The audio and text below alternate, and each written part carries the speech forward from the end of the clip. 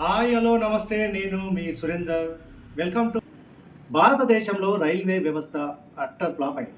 Railway వ్యవస్థ కుదేలైపోతుంది. ఈ అత్యాధునిక టెక్నాలజీ వాడుతున్న ఈ తరుణంలో, బుల్లెట్ రైళ్లు వెళ్తున్న ఈ క్రమంలో, విదేశాల్లో ఇక్కడ ఎంత స్పీడ్ అయితే ముందుకు దూసుకుపోతున్నారో మనము అంత వెనక్కి వెళ్తున్నామని చెప్పేసి ఈ వీడియో ద్వారా మీకు తెలియదలుచుకున్నాను. ముందుగా ఈ వీడియోలోకి వెళ్లే ముందు మా ఆరా న్యూస్ హెచ్డి ఛానల్ను సబ్స్క్రైబ్ చేసుకోండి. ఈ వీడియోని 10 మందికి షేర్ చేయండి. మీ మీ అభిప్రాయాలను కమెంట్ రూపంలో ఈ వీడియో కమెంట్ బాక్స్లో తెలియజేయండి. ఇక పూర్తి వీడియోలోకి వెళ్తే అసలు విషయం ఏంటంటే, భారతదేశంలో రైల్వే వ్యవస్థ అనేది చాలా దుర్భర పరిస్థితిలో ఉన్నది. ఎందుకంటే ఇప్పుడు రోజుకు ఏదో ఒక మూలన రైలు ప్రమాదానికి గురి కావడం మనము టీవీలో, పేపర్లో చూస్తున్నాం. తెలుగు రాష్ట్రాల్లోనే కాకుండా సౌత్ రాష్ట్రాల్లో కావచ్చు, నార్త్ రాష్ట్రాల్లో కావచ్చు, ఎక్కడైనా సరే యూపీ, ఉత్తరాఖండ్, అదేవిధంగా బీహార్, పశ్చిమ బెంగాల్లో ఇలాంటి ఘటనలు ఈ మధ్యలో ఎక్కువగా చోటు చేసుకుంటున్నాయి. అయితే రైలు పట్టాలు తప్పడము, అదేవిధంగా ఎదురుగా రైళ్లు గుద్దుకోవడము, ఒక లైన్లో వెళ్తున్న రైలు మరో లైన్లో వెళ్తున్న రైలుపై పడడము, ఈ తర్వాత అగ్ని ప్రమాదాలకు గురి కావడము, బ్రేకులు పడకుండా దూసుకుపోవడము, ఇలాంటి ఘటనలు చాలా చూస్తున్నాం. ఇప్పుడు నిన్న ఒక చోట రైలు ప్రమాదం జరిగి ఈరోజు జార్ఖండ్లోని చక్రధర్లో తెల్లవారుజామున హౌడా ముంబై ఎక్స్ప్రెస్ రైలు పట్టాలు తప్పి 18 బోగీలు చెల్లాచెదురు కావడం చూశాం. సో దీంట్లో 20 మంది గాయపడ్డట్టుగా తెలుస్తుంది. నిన్న కూడా నిన్న సంపర్క్ క్రాంతి ఎక్స్ప్రెస్ రైలు మన బోగి ఇంజన్ నుండి బోగి విడిపోవడం జరిగింది. సో దీంట్లో వెంటనే అప్రమత్తమైన లోకో పైలట్ సడన్ బ్రేకులు వేసి ఆ భారీ ప్రమాదం నుంచి తప్పించగలిగారు. ఇప్పుడు ఇలాంటి ఘటనలు నిత్యము జరుగుతున్నాయి. బయట విదేశాల్లో మాత్రము బుల్లెట్ ట్రైన్లు, అండర్ గ్రౌండ్ వాటర్ ట్రైన్లు, అదేవిధంగా స్పీడ్ సూపర్ ఫాస్ట్ ట్రైన్లు వెళ్తున్న సమయంలో మన రైల్వే వ్యవస్థ ఇంత దిగజారిపోవడం అనేది చాలా సిగ్గుచేటు. ఇప్పుడు భారతదేశంలో జరుగుతున్న ఈ ప్రమాదాల మీద రైల్వే శాఖ ఎందుకు గమనించకపోవడం, ఎందుకు ఇలాంటి ఘటనలు పునరావృతం అవుతున్నాయి, ఎక్కడ వైఫల్యం ఉంది, ఎక్కడ తప్పు జరుగుతుందని ఒక్కసారి కూడా రెక్టిఫై చేసుకోకుండా నిత్యం ఇలాంటి ప్రమాదాలకు చోటు చేసుకుంటున్నప్పటికీ ఆ అధికారులు ఎందుకు నిద్రమత్తులో ఉన్నారో అర్థం కావడం లేదు. ఎంతో మంది ప్రయాణికులు ప్రయాణించే ఈ రైల్వే వ్యవస్థ నిత్యము లక్షలాది మంది ప్రయాణిస్తూ లక్షలాది రూపాయలు ఆదాయం తెచ్చిపెడుతున్న ఈ రైల్వే వ్యవస్థను ఎవరు పటిష్టపరచాలి? దీన్ని ఎవరు మెరుగుపరచాలి? ప్రమాదాలు జరగకుండా ఎవరు అడ్డుకోవాలి? దీన్ని అడ్డుకట్ట వేసేది ఎవరు? కేంద్రము ఎందుకు ఇంత నిమ్మకు నీరెత్తినట్లు పనిచేస్తుంది?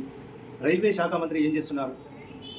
3 లైన్ల పనులు జరుగుతున్నాయి, 2 లైన్ల పనులు జరుగుతున్నాయి, బుల్లెట్ ట్రైన్లు వేస్తున్నాము అని చెప్పే వీళ్ళు ఈ రైలు ప్రమాదాలను ఎందుకు అరికట్టలేకపోతున్నారు?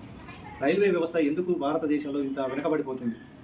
నిత్యం ఎందుకు అగ్ని ప్రమాదాలకు, నిత్యము రైలు ప్రమాదాలకు, నిత్యము పట్టాలు తప్పడము, పల్టీ కొట్టడము, యాక్సిడెంట్లు కావడం ద్వారా ఎంతమంది ప్రాణాలు కోల్పోతున్నారు? వీటన్నిటి వెనుక జరిగే పరిణామాలు ఏంటి? ఎంతమందికి అన్యాయం జరుగుతుంది? ఎంతమంది ప్రాణాలు కోల్పోతున్నారు? ఎంతమంది అనాథలు అవుతున్నారు అనే విషయంలో ఒకసారి రైల్వే శాఖ మంత్రి కావచ్చు, కేంద్రము ప్రధాని మోడీ గారు కావచ్చు, అదే మంత్రి మండలి కూడా దీని మీద చర్చ చేసి న్యాయం చేయాల్సిందిగా, రైల్వే శాఖను పటిష్టపరచాల్సిందిగా ఆరా న్యూస్ హెచ్చరిస్తుంది. రైల్వే వ్యవస్థని ఎందుకు ప్రైవేటీకరణ చేస్తున్నారు? ఉద్యోగస్తులను ఎందుకు తీసివేయడం జరుగుతుంది? ప్రైవేటు పరం చేస్తున్న ఈ రైల్వే వ్యవస్థను ఈ భారత ప్రభుత్వం అనేది నాశనం చేస్తుందని నేను చెప్పదలుచుకున్నాను. ఎవరైతే ఈ అనుభవజ్ఞులు ఉన్నారో, ఎవరైతే టెక్నాలజీతో వాడుకుంటున్నారో వాళ్ళందరినీ పక్కన పెట్టి ఈ బడా వ్యాపారవేత్తలకు రైల్వేని అమ్మాలని చెప్పి కేంద్రం యోచిస్తుంది. ఇప్పటికే చాలా రైల్వే స్టేషన్లను ప్రైవేటు పరం చేయడం జరిగింది. ప్రైవేటు రైళ్లను కూడా రన్ చేయడం జరుగుతుంది. వాటి మోజులో పడి ఈ గవర్నమెంట్ రైల్వేను ఏ విధంగానైతే నాశనం చేస్తున్నారో ఒకసారి మీ అందరికీ అర్థమవుతుంది. అదేవిధంగా ఈ రైల్వేను కాపాడుకోవాల్సిన అవసరం మనకు ఎంతైనా ఉంది. ఎందుకంటే చాలా చోట్ల రైలు మార్గాల ద్వారా అతి తక్కువ రేటుకు, అతి తక్కువ సమయంలో సేఫ్ జర్నీతో చేసుకోవచ్చని చాలామంది రైల్వే మీద ఆధారపడి జీవిస్తున్నారు. ఎంతోమంది కూలీలు కావచ్చు, ఎంతోమంది ఉద్యోగులు కావచ్చు, ఈ రైలు ద్వారా ప్రయాణం చేసి నిత్యం వారి కార్యక్రమాలు చూసుకుంటున్నారు. కాబట్టి కేంద్రము, రైల్వే శాఖ అప్రమత్తమై ఇంకోసారి ఇలాంటి ఘటనలు చోటు చేసుకోకుండా జాగ్రత్తలు తీసుకోవాలని మేము హెచ్చరిస్తున్నాము. ఈ ప్రమాదం మీద ఈరోజు రైల్వే శాఖ పైన ఈ బెంగాల్ ముఖ్యమంత్రి మమతా బెనర్జీ కూడా ఘాటుగా స్పందించారు. గతంలో విపక్ష నాయకులందరూ కూడా ఈ రైలు ప్రమాదాలలో అరికట్టడంలో కేంద్రం విఫలమైంది, రైల్వే శాఖ విఫలమైందని చెప్పి ఎన్ని మాటలు తిట్టినా కానీ ఈ రైల్వే శాఖకు కొంచెం కూడా ఆలోచన లేకపోవడం చాలా దురదృష్టకరం. ఇకనైనా రైలు ప్రమాదాలను అడ్డుకోవాలని, ఇలాంటి ఘటనలు చోటు చేసుకోకుండా భారీ స్థాయిలో ప్రమాదాలు జరగకముందే ఈ మేలుకోవాలని చెప్పి మేము ఆర్ఆర్ న్యూస్ ద్వారా ప్రభుత్వానికి అటు రైల్వే శాఖకు సూచన చేయడం జరుగుతుంది.